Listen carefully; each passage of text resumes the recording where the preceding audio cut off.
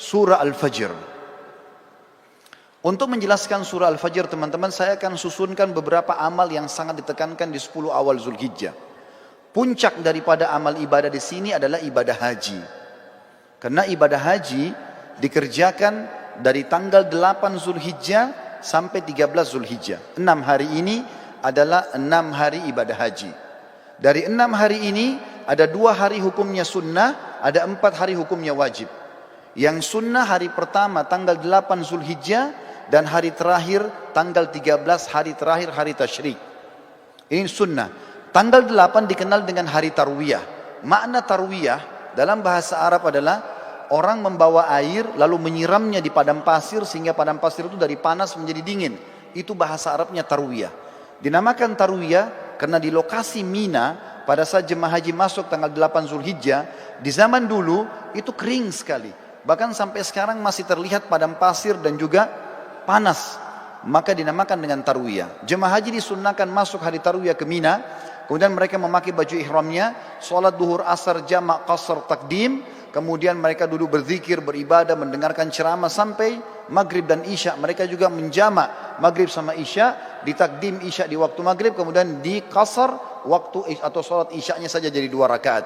Menginap sampai besok pagi, tanggal 9 Zulhijjah, ini dikenal dengan hari Arafah. Jemaah haji pergi ke Arafah, kemudian mereka ibadah di situ dari waktu duha, duhur asar mereka jamak qasar takdim, kemudian mereka tiba sampai maghrib. Solat maghribnya sunnahnya ditakhir, diterlambatkan di daerah Muzdalifah.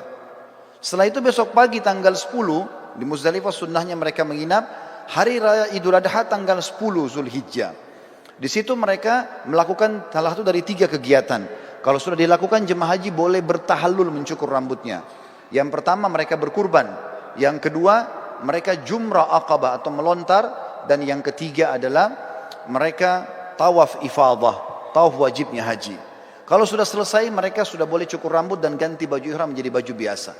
Setelah itu mulai tanggal 10 dikenal dengan hari Adha, hari Nahar, ya.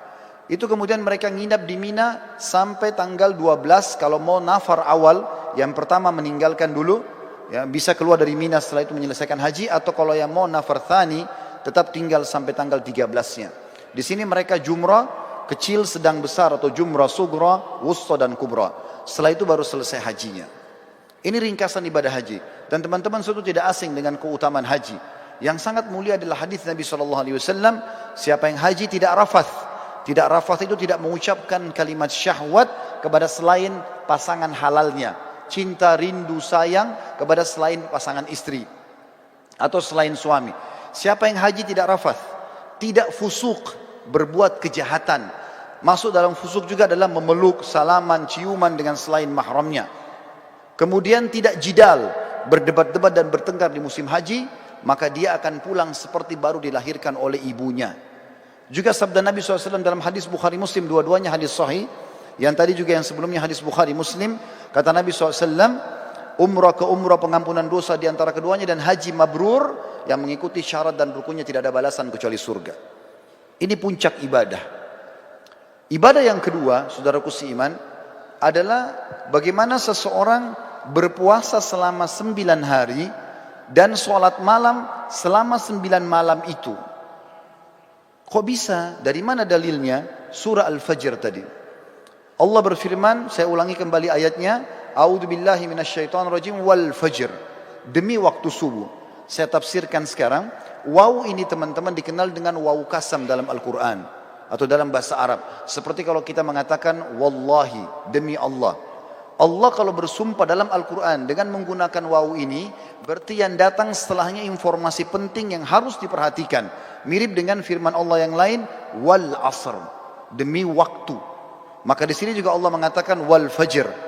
Fajr teman-teman, kalau tidak pakai alif lam dalam bahasa Arab, maka terjemahannya waktu subuh. Tetapi dalam bahasa Arab ada lagi sebuah retorika yang, atau dalam grammar bahasa Arab namanya alif lam mu'arraf. Alif lam memperkenalkan sesuatu. Misal begini, kalau saya sedang janjian dengan seseorang di masjid ini misalnya, saya mengatakan, ayo kita janjian ketemu di masjid Az-Zikra. Contoh, Kalau saya dengan teman saya tidak mau lagi menyebut nama Masjid Az-Zikranya, saya cukup mengatakan, ayo kita ketemu di Al-Masjid. Alif lam ini dalam bahasa Arab sudah menutupi nama tempat yang sedang jadi target. Contoh yang lain, orang Arab kalau mengatakan rajulun, seorang laki-laki, belum jelas siapa dia, maka mesti dijelaskan nama dia siapa baru bisa lengkap dalam retorika bahasa Arab. Tapi kalau saya sama teman saya sudah tahu siapa yang kami maksudkan laki-laki siapa, cukup kami mengatakan, ayo kita ketemu dengan ar-rajul. Ar-rajul pakai alif lam. Allah di sini teman-teman menggunakan alif lam ini. Wa al-fajr. Kalau Allah bilang wa fajr, demi subuh, maka subuhnya terbuka sepanjang tahun. Tapi ternyata ada yang Allah inginkan di sini. Wa al-fajr, berarti demi subuh tertentu yang Allah inginkan, kejarlah itu. Dan umumnya ulama tafsir mengatakan ini adalah subuh hari raya Idul Adha. Dan dari sini ulama tafsir hampir seluruhnya sepakat mengatakan Idul Adha lebih afdal daripada Idul Fitri. Setelah sholat Idul Fitri, tidak ada ibadah khusus yang diperintahkan. Kalau ada orang mau silaturahim, orang mau ketemu sama temannya, mau ziarah, apa saja, mau lakukan kegiatan-kegiatan positif, boleh saja. Tapi setelah sholat Idul Adha, ada ibadah khusus. Allah katakan dalam ayat lain, A'udzubillahi minasyaitonir rajim, fasalli li rabbika wanhar. Salatlah hai Muhammad Idul Adha itu, dan berkurbanlah setelahnya. Maka Idul Adha adalah lebih afdal daripada Idul Fitri, walaupun kita kadang-kadang lebih merapengan Idul Fitri di negara kita. Tapi ini makna tafsir Al-Fajr. Lalu Allah bilang di ayat kedua, walayalin ashr. Waw ini saudaraku seiman dalam bahasa Arab dikenal dengan waw ataf, penyambung hukum ayat sebelumnya. Apa yang berlaku sumpah Allah di ayat pertama berlaku juga pada ayat kedua. Artinya, dan kejar juga dirikan sholat malam di 10 malam berturut-turut sebelum subuh itu. Berarti di sini teman-teman sekalian, Allah Subhanahu wa taala memerintahkan kita untuk menghidupkan malamnya ya di 10 awal bulan Zulhijjah. Sementara ibadah puasanya tadi yang saya katakan diambil oleh para ulama dari hadis Bukhari, kalau amal-amal soleh lebih baik daripada jihad, dan termasuk amal soleh adalah puasa mutlak namanya. Kemudian Allah tekankan masalah haji di ayat ketiga, wasyaf'i wal watar, dan fokuslah ibadah di tanggal 8 dan tanggal 9. Maksudnya 8 hari tarwiyah tadi dan 9 hari Arafah. Saudaraku seiman, di sini berpuasa dan juga sholat malam dianjurkan karena ada surah Al-Fajr tadi. Ibadah yang selanjutnya yang sangat ditekankan adalah berkurban. Dan ini diikutkan dengan sholat Idul Adha sebelumnya. Sesuai dengan firman Allah SWT, fasalli li rabbika wanhar. Salatlah hai Muhammad Idul Adha dan berkurbanlah setelahnya. Lalu setelah itu masuklah ibadah-ibadah umumnya yang diperintahkan di dalam agama kita yang kita bisa kerjakan. Tapi yang kita ingin simpulkan teman-teman sekalian, setiap amal yang kita kerjakan dari awal Zulhijjah sampai akhir atau sampai 10 Zulhijjah itu akan mengalahkan pahala jihad. Oleh karena itu jangan disia-siakan. Perbanyaklah amal soleh, dirikan sholat malamnya, puasalah siang harinya. Lalu persiapkanlah hewan-hewan kurban yang terbaik akan kita kurbankan nantinya. Para sahabat ridwanullahi alaihim, mereka berkurban dengan cara membeli domba-domba mereka 6 bulan sebelum Idul Adha. Lalu mereka sengaja menggemukkan kurban tersebut. Lalu kemudian mereka menyembelihnya di Idul Adha karena diberikan untuk Allah Subhanahu wa ta'ala. Berhubungan juga dengan masalah ini, sebelum saya menutup khutbah ini, perlu ditekankan tentang masalah Idul Adha. Selain sholat yang sudah masyhur 2 rakaat yang kita kerjakan dengan khutbahnya, tapi kurbannya yang perlu digarisbawahi. Kurban ini teman-teman terdiri dari 3 jenis hewan yang sudah masyhur, kambing sama domba umurnya setahun minimal, kemudian sapi kurang lebih 2 tahun, dan unta minimal 5 tahun.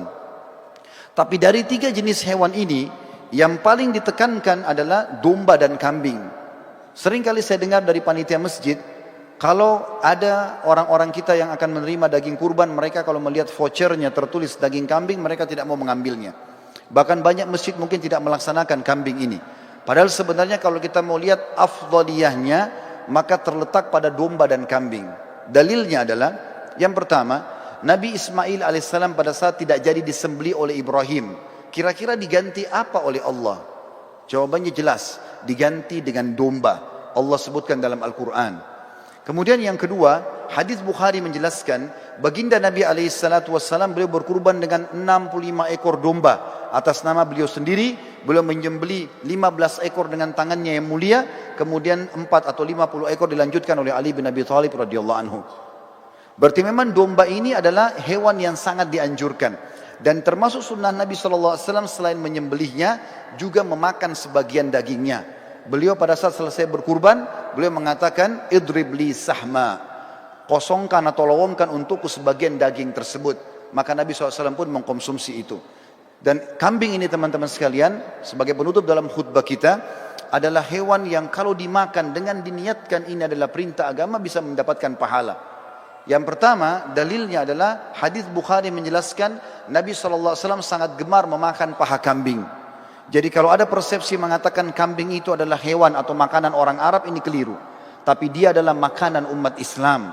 Karena memang Nabi SAW sangat gemar dengan paha kambing. Yang kedua, berhubungan dengan dalil ini adalah akikah.